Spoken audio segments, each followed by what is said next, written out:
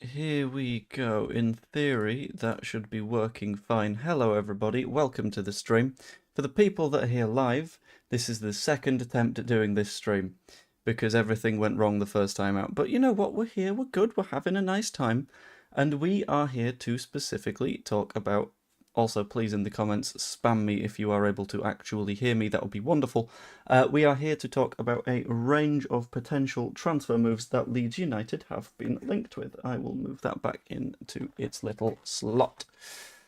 I'm just going to wait for a little bit of confirmation from the chat that they can hear me. It's Sean Healy's fault. It might be Sean Healy's fault. However, I can't verify that until I can verify that you guys can hear me. Clear as a bell. Thank you very much, Stuart. Very, very good to hear it. So... thanks, guys. Massively appreciate the patience.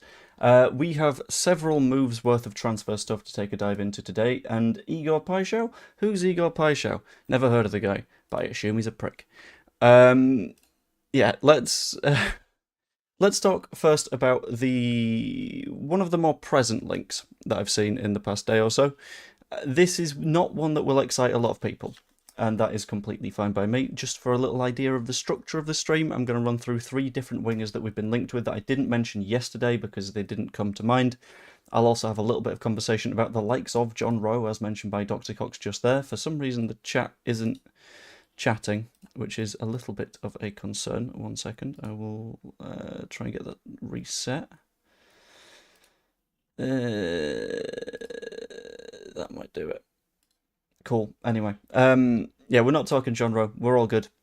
But we're going to start with a player that I think is being a little bit done dirty through various different people, and that is going to be Mr. Jota Silva. A lot of people not a fan of Jota Silva because he didn't play too much at Forest last season. He got a little bit under 900 minutes, 31 matches played. He's got a few goals, a few assists, but in the past calendar year, he's not been the most ideal of players.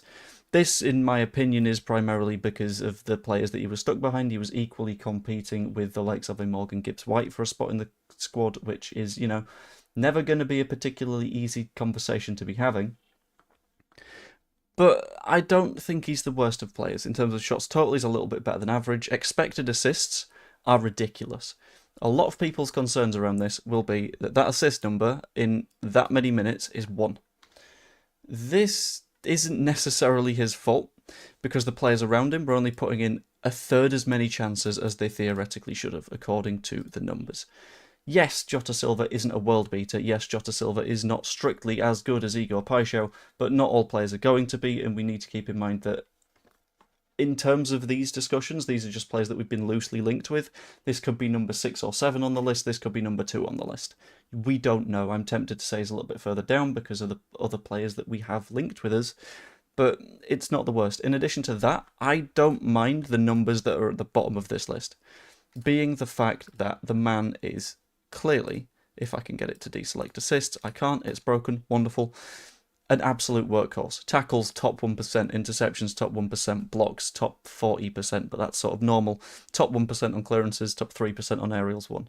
He is happy to do the defensive work in addition to the attacking work, and at the end of the day, if you are a club that has just been promoted to the Premier League, you're going to need players that are happy to do that, which I don't mind too much. I'm going to run a very quick poll. Because I'm kind of curious what people's opinions are, and I kind of want you guys to scream out in the chat what your opinions are on this.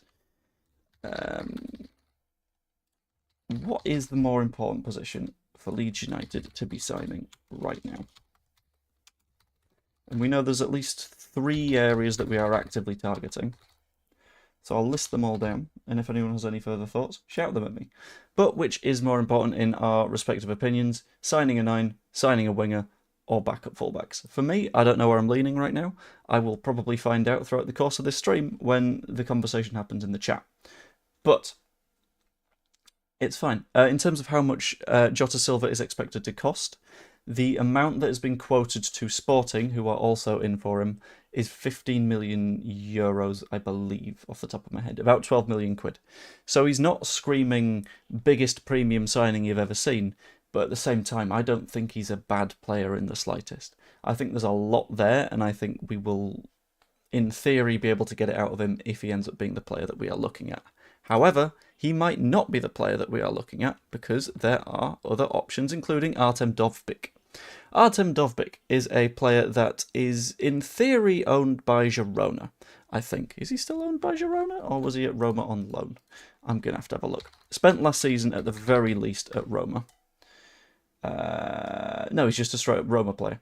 But there is reported interest in Dovbyk potentially leaving Roma this summer. In terms of the qualities of the player, he is a ridiculously good kind of guy. Effectively, Roma saw that he was a significant part of just dragging Girona kicking and screaming into the Champions League because he's just a ridiculous footballer. Played 32 times in the league last season for Roma, 12 goals, 2 assists, not bad numbers in the slightest. Played in the Europa League as well, 3 goal involvements. And whilst these aren't the best of sums, so for example, non-penalty goals he's down as like the 41st percentile, that's not where he plays. He's not a centre forward, he's a winger. And if you compare him to other wingers, he ain't half bad. Hold on, I'm trying to get it to do the right statistics. Is it advanced playmaker? No, that's only doing comparison with forwards. That's stupid because he's not a forward. Yeah, plays in the wide areas, out on the left typically, will try to run at defenders a hell of a lot of the time. And yeah, whilst these numbers don't look particularly good, so non-penalty goals being 0.32 per 90, it's fine. If he's got Roma into the Champions League, would he want to go to a team that's not there? I don't know. That's the question. There is a lot of conversation about him potentially leaving Roma. He's also been linked with the likes of West Ham, linked with Besiktas. So he's not likely to be that number one option at Roma. If I have a look at Roma, actually, take a look at their squad. It's not going to let me look at the squad, is it? I'll look at Roma's squad last season, and then I'll base it on that. Ha ha ha. He was their main goal scorer, however, a lot of the time he was missing out on minutes as a result of Dybala. Occasionally you'd see Shomurodov sneak in his place because Shomurodov is a ridiculously good player. Cristante got a hell of a lot of minutes there. It's not going to be the easiest place, and if it looks like Roma are potentially considering a move, then I don't realistically see him being one that sticks around against their will, because I think he just wants to play a lot of football. And I don't know if he is in the Champions League, because they came 5th in Serie A. I think that's Europa League, off the top of my head. Yeah, because Napoli into Atalanta, they didn't win the right stuff to get into the Champions League otherwise. So I think it's Europa rather than Champions League, which is a bit of a difference maker, you have to admit. Leeds buying world-class players. Liverpool need Matt Gay, Baleba, Rodrigo to get close to Leeds United. I agree, absolutely. On what Richard Jones has said, I think we've got all our signings now, don't see a striker coming in. That's absolutely not the case. We wouldn't have thrown ourselves so hard behind the potential signing of Paixão if we were like, no, that'll do. That's fine. That we've got everything that we want at this point. I think we've got a hell of a lot more business to do, and I kind of want to see in what direction we do it. Another player that we were linked with is Armand Loriente, Frenchman, currently playing at Sassuolo, which is the concern. And I will tell you why in a minute, but in terms of his numbers, he's frankly ridiculous. So managed to play 2,300 minutes, which is a decent number of minutes, but he got a non-penalty goal every 0.61 goals per 90, which means that you're getting more than a goal for every 2 games. Top 1% of wingers in next 14 competitions, which is the ones that aren't top divisions. It was sort of like Championship was part of the next 14. I'll have a look in a little bit more detail as to what that actually means in a few minutes. Better than average on assists, better than average on expected assists, but still not fantastic. Defensive numbers weren't brilliant, but he's the sort of player that will get the ball in high areas and be a bit of a threat, which is absolutely what you want to see. Pass completion's fairly decent as well, and he carries the ball quite happily. Not really a player for taking people on, but that's sort of okay with me. In terms of comparisons, he's been directly compared with Willy Gnonto and Dan James, which is, not a bad set of players to be compared with. And his numbers season on season on season ain't half bad. So 22-23, for example, moved from Lorient to Sassuolo, got himself 7 goals, 6 assists in Serie A. That ain't half bad. The season after that, 5 goals, 4 assists. Again, not the worst. Last season is where you get a bit of a question mark. Because while Sassuolo won the league, they absolutely walked it, if I remember right. And he got 18 goals and 5 assists. It's not the best of divisions. It's a fairly decent league, sure, but it doesn't really hold a candle to a lot of the other leagues. And in terms of like volume of shots and that kind of thing, there's an argument that it's a sign of development that he went from 35% shots on target to 50, but it could also be last season he had a little bit of a fluky season, which would scare me a little bit, I have to be completely honest with you. Like Sassuolo last season, let's go to previous season and let's check out Serie B. They pissed it. They got promoted by 16 points at the end of the day. And it's not a very good league. So I think to pluck someone out of Serie B and go, they will do a job for us, is a scary thing to do. Then we've got a little bit of discussion to be had around the Mateo Joseph potential transfer, in which Mateo Joseph is probably going somewhere. It's not going to be Leeds, and Girona have gotten involved in the fight. Girona are part of the City Football Group, which means there is a hell of a lot of cash. However, our asking price is now reportedly north of 12 million quid, which is fine. Spirit of LFC fans, I'm not quite sure what's going on in there, but you're reading like an AI, my dude. We are asking for a specific asking price of 12 million quid, which is a decent sum for us to ask for because we know that there is a decent amount of quality in Mateo Joseph. It's not there yet, but it will show up at some point in time, even if that point in time isn't strictly right now. There's a worry, I think, around the Mateo Joseph stuff, in my opinion. In that we could end up Charlie Crosswell, he could turn out to be a very good player, but I don't think he's good enough right now. It is the exact same situation as the Cresswell thing, where they're not good enough to start for us right now, because every time we started Charlie Cresswell in the Championship, he didn't look especially good under Daniel Farke. But at the same time, you don't want to be the kind that sort of chuck someone out and end up in a bigger issue, if that makes sense. I don't know. It's all a little bit confusing. I can see Mateo Joseph leaving in this window. If it is on loan, it will not be with an option to buy. I'm very happy that we've settled ourselves in that position. But yeah, it's all a little bit of a complex one. Solomon, how proven is he in the Premier League? Did he play much for Spurs? I will have a quick look. I don't think he did for Spurs, but he spent a little bit of time at Fulham. Again, the reason he didn't for Spurs is absolutely fine by me, because the players that he was competing with are fucking ridiculous. So it's not especially a problem. For Fulham, he was a little bit injury prone because that's what he does. Started 4 matches, 572 minutes, got himself 4 goals, which is not bad numbers, to be fair. And I think in terms of is he going to be a Premier League talent, I think he firmly can be a Premier League talent. It might not be a right now he's going to absolutely smash it and be perfect kind of job, but I think there's a hell of a lot there to focus on. I think it'd go quite well. If we're looking at these risky, mediocre wingers now, I'd rather put an offer in for Solomon. I don't know if... mediocre feels harsh. Because I'm saying this purely looking at the numbers. Yeah, I watched a little bit of Serie B last season, but I didn't watch enough to say that I'm an expert or anything like that. It's difficult, I think, is the nicest way of putting it. The scouting departments will know more than I do, and I am admitting that I don't know much. Joe, we're expecting 2 marquee type players. I think we'll go for 2 marquee type players. We are very clearly going to go for some pretty chunky signings for the rest of the window. It's not just going to be a case of we'll go for the easy, small stuff. We're going to make some big moves. And I like that we are in that position. That makes me quite happy. I also think I've done a silly here, because I think YouTube have algorithmically tanked this stream because it's got identical stuff to the last one. So I am going to delete the stream that didn't work and hope that that helps. Because YouTube, and I mean this in the kindest way possible, can be a prick. Solomon's injured again. We say that, but it's pre-season. A lot of the time that people are down as injured, they are not strictly injured. They are instead in a position of, it might be a little bit better if I miss this game of football, and if I feel even the slightest of tweaks, I'm not going to mess with it. That would be a bad idea. Someone knows how he plays a team. I think he'd improve us. I think he would improve us. I don't think it would be a marked improvement that is like, this will make the difference between survival and non-survival. But I think it'd point us in the right direction. at the very least, which is fine. I don't mind that.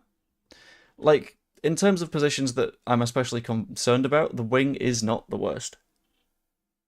Yeah, that's the question. Is he not being played as they don't want him in the team and they want to sell him and they don't want to risk an injury? That's the question that you've got to have around Manor Solomon at the minute, rather than is he not being played because he's not good enough? I think they're two completely different conversations and they're two different things to be worried about. And that makes me not particularly worried. That makes me feel relatively happy. I would like to say a big thank you, by the way, to the folks that managed to get me across the 7,000 subscriber line. The goal for the rest of the window is to just keep on pushing, because I am going to be honest at the moment, right? I'm looking out at like the months ahead, and I'm seeing that in December, at the start of December, I'm having a child, which means that YouTube stuff might drop off a little bit. So I'm doing absolutely everything that I can to do a little bit of growth stuff right now. So if you guys are able to sort of help with that in any way, shape, or form, that'd be lovely. That includes everything from sort of like tagging me in newsy tweets. That's always quite useful, because it means that I'm able to get on stuff relatively quickly, and if you are able to get on stuff relatively quickly, you do quite well. And I really appreciate you guys. That's all I can say right now. Solomon, slot in and grow with the team, although I was annoyed that he dumped us when he returned. How do you mean he dumped us? I understand it. I get what you mean. But it's a case of, do you want to stay at Leeds where, admittedly, you've had a fantastic time and you've gotten promoted, but there's no guarantee of you sticking around in the Premier League, or do you want to play in the Champions League for a club you already have a contract with? It's not an active anti-Leeds decision, in my opinion. I think it's a let's see what happens.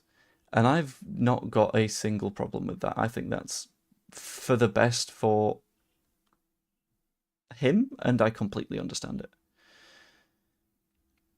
It's, yeah.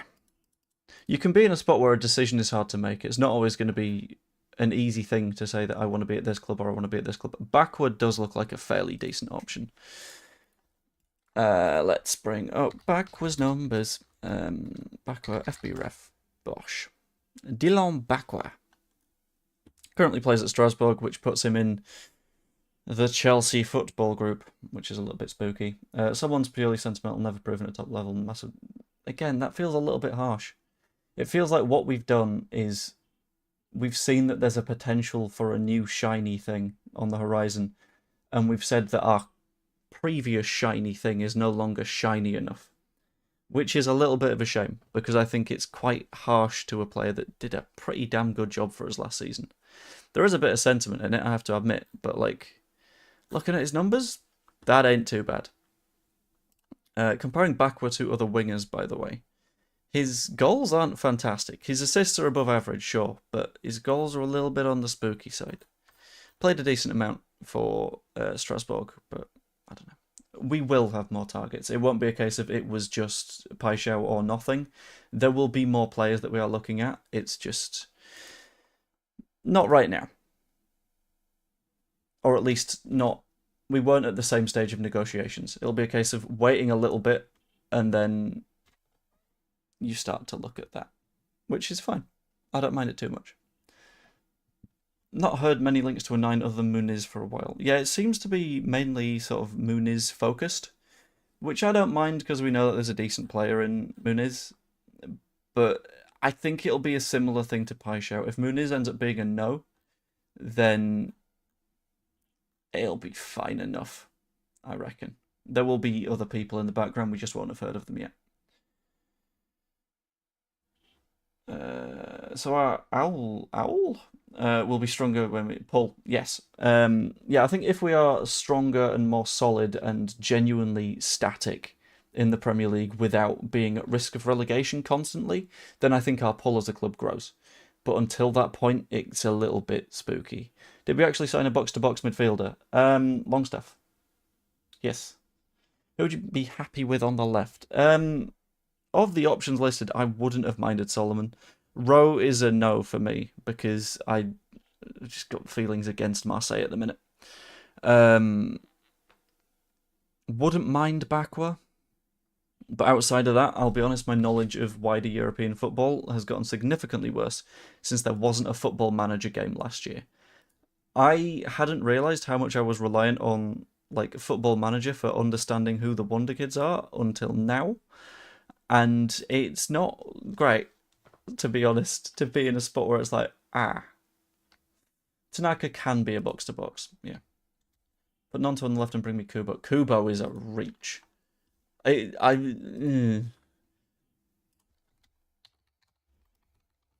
have a look. Taka Kubo played incredibly well last season for Sociedad, and I don't think Sociedad want rid of him. I think Sociedad will want to keep him around. Unless they don't, unless they're looking to get rid, which I wouldn't mind too much. But yeah, his numbers are very, very nice. Don't underestimate Ramazani. I will put it as this. It's not an underestimation of Ramazani because I think Ramazani is a very good player and has a very high ceiling. It's more a case of I don't want to take the risk of if there is potentially better out there, just not going for it. Because that feels like shooting yourself in the foot a little bit. That feels like wounding yourself. Orsolini from Bologna. Let's have a look. Orsolini from Bologna would be absolutely ridiculous, yes. I don't know if we're actively in for him, but hello, Darren. How's it going? Hoping quite good. Orsolini admits he has received some calls from Italian teams and foreign clubs, but he's in no hurry to leave Bologna. So I don't know. Off the top of your head, can you name the 7 signings and their preferable positions? Mecha, 9. Perry, goalkeeper. I was going to go in chronological order, but I started in the wrong place, and then Perry came to mind. Centre-backs, Bornau Be-all. Gudmundsson at left-back. Longstaff, central midfield. Stack, defensive midfield. Bosch. What about Uche? Uche's been a very quiet one recently, which is fun because I don't know. He's one of those players that's a bit difficult to understand. If we were to sign him, it's a risk, but yeah, unsure. Thank you, Andy.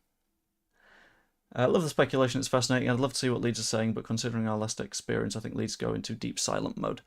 It's pretty obvious to me that the noise from the last Paixão incident wasn't coming out of Leeds. It was coming out of Marseille because it was all going via L'Équipe. And the fact that it was going via L'Équipe absolutely screamed out to me, oh, so they're trying to play the player game. And they knew that if they matched Leeds, they had done enough to just vigorously... What's a nice way of phrasing it? What's a nice way of phrasing that they were bending and spreading for Paixão? Like, you know the phrase, like, they were twerking for the player. Like, that gives off one connotation, but they had gone beyond this. They were sat in front of the glory hole, like, give me everything. And it's like, oh, come on. Leeds could maybe do with playing some media games from time to time, but to that extent felt a little bit embarrassing on their half. It works, but I wouldn't want us to be doing that. Would you have Solomon back? I would, but I would potentially look at other targets first. I think on the list of targets, Solomon would be 4 or 5. Because there are some genuine high-quality wingers out there and available. Joe, being a goalkeeper, are there any disadvantage of parrying? It depends, because you're saying parrying every shot. There are some shots that are wise to catch. And you've managed to catch me at a good time here, because 7-a-side was last night, and my arms hurt because I had the best goalkeeping performance that I've had in a very, very long time. We still lost 2-0, but that's because I didn't have any fucking defenders. So One example of a time where I would recommend catch is shot comes in, box surrounded by forwards. And there was a case where yesterday I couldn't cleanly catch a ball, it spilled, caused an issue. That's one where I would have liked to have been able to catch it, and I tried to, but it was the equivalent of a parry. If you can't get enough oomph on a parry and you can't get it clear enough, then all you're doing is inviting risk, and that is a bad thing to do. The rest of the time, if you are parrying it very deliberately and in a specific direction, there's very rarely a downside, because you can parry it in the direction of your own plays, you can parry it in the direction of literally nobody, and you can always try to make sure it doesn't go to the other team, is my general rule of thumb. As a goalkeeper, it is your job to make sure the ball doesn't go in the back of the net, as long as you have parried the ball and it hasn't immediately led to an even bigger risk. You've done your job. Everyone else's job is to do the getting us upfield part. Like, if it comes to a goalkeeper as your sole means of getting up the pitch, and if you're at the point where a goalkeeper's distribution is stopping you from winning matches, everyone else's everyone else's distribution isn't good enough, because they're not doing their job. For me, a parry isn't going to be a problem. Like what I see from Piru, but I'm looking forward to seeing how he performs. Mecha is proven to be a very tasty poacher. I think Mecha is a fantastic free signing. Mecha on a free is ridiculous. I'm not sure how we managed it. I admit maybe there will be injury issues down the line. We haven't bumped into them yet. But for now, I ain't seeing an issue with us having Lucas Mecha on the side. I'm comfy with that. Absolutely no issues. Also, I'm getting an Amazon delivery at some point soon. They're 3 stops away, which is a little bit terrifying. I think I could probably see the van from here. I can see the van. So if it comes to it and I need to run off very, very quickly, that's why. There's your explanation.